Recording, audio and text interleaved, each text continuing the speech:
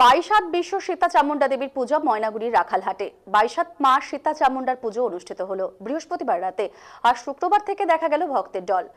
দূর দূরান্ত থেকে ভক্তরা আসেন এই মা কালীর পুজোতে। জানা যায় ময়নাগুড়ি ব্লকের দোমোহনী 2 নম্বর গ্রাম পঞ্চায়েতের রাখালহাট কুমারপাড়া গ্রামে ভবেন্দ্রনাথ রায় 2001 সালে প্রথম কালী মায়ের পুজোয় ব্রতী হন। আর তখন থেকেই ভবেন্দ্রনাথ রায়ের স্বর্গীয় পিতা নন্দরাম রায়ের নামানুসারে এই ধামের নাম রাখেন নন্দধাম।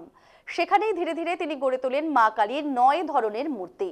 তিনি সেখানে 7 হাত কালী, 11 হাত কালী, 14 হাত মা কালীর মূর্তি স্থাপন করলেও সেখানেই গড়ে তুলেছেন 22 হাত সীতাচণ্ডীর মূর্তি। এই মূর্তি গড়ার কাজ 2006 সাল থেকে শুরু হলেও মূর্তিটি কেউ সম্পূর্ণ করতে পারেননি। ভবেন্দ্রনাথ বাবু ওই অবস্থাতেই পুজো করে এসেছিলেন।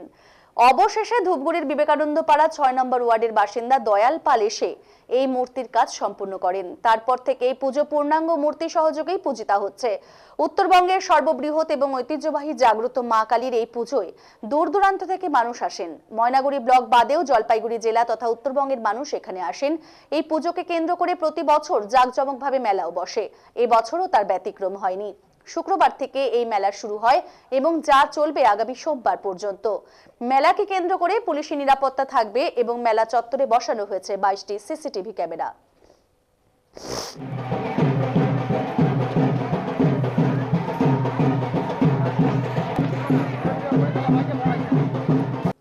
আমাদের বাড়ি হচ্ছে রাখালহাট। কি নাম আপনার? আমার নাম অলকা রায়। এই যে এখানে পুজো কত বছর ধরে আসেন? আমি প্রায় এখানে মোটামুটি আমার হচ্ছে 12-13 বছর থেকে এখানে আসা হচ্ছে। মানে এখানকার মানে দেবতা কি খুবই জাগ্রত? হ্যাঁ, জাগ্রত। কোথা থেকে পুণ্যার্থীরা আসেন এখানে? এখানে বহু দূর থেকে আসে, মানে অনেক দূর থেকে। আপনি তো পুজো দিলেন। হ্যাঁ, পুজো কেমন লাগছে? আমার খুব ভালো লাগছে। আমি প্রতি বছরে আসি, মানে আপনার মনস্কামনা নিশ্চয়ই পূরণ? হ্যাঁ, নিশ্চয়ই পূরণ হয়েছে। আমার পূরণ হয়েছে জন্যই আসি আর কি মায়ের কাছে প্রতি বছর। আমাদের বাড়ি হচ্ছে রাখালহাট। কি নাম আপনার? এটা 2000 সালে প্রথমে আমাদের একটা সবাই এই বাগানের কয়েকটা লেবার নিয়ে একটা কালী পূজা করা হলো। প্রথম ওই যে সামনে 11 হাতটা।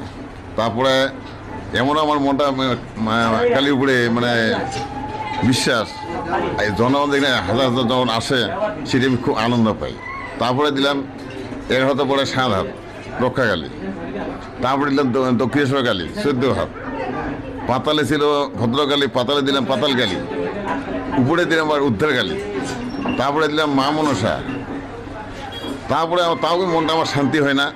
আমি চাই যাতে এই আমার এই মরুভূমি জায়গাতে যাতে সেরকম প্রতিষ্ঠান হয়, জনগণ যাতে আসে এখানে হাজার হাজার জনগণের দর্শক এখানে আমি চলাঞ্চলি পাই।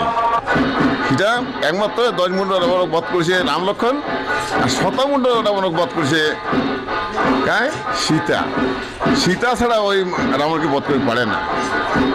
এই যে এখন প্রতিমানের কাজ বহুত বাকি আছে, কারো আছে আমি সাদা তুলিও কাজ পোষায় নেই না। যতটুকু পারি নিজ হাতেই গামে করিয়া যেমন করে হোক, ঋণ করি হোক, এই যে পূজাটা আমি করি। এই যে সাদাও কিন্তু তুলি না আমি। কোন তিথি পুজোটা হয়? এটা তিথিটা হয়েছে এমন, আমার মনে দিয়ে চিন্তাধারা ছিল যে পৌষ মাসের প্রথম পূজা হচ্ছে পৌষ মাসের 3 তারিখ। বার কি পড়ে পড়ুক, আমাবস্যা পড়ুক, পূর্ণিমা পড়ুক দেখার নাই। প্রতি বছর পৌষ মাসের 3 তারিখে পূজা শুরু হবে, 7 তারিখে মেলা শেষ হবে।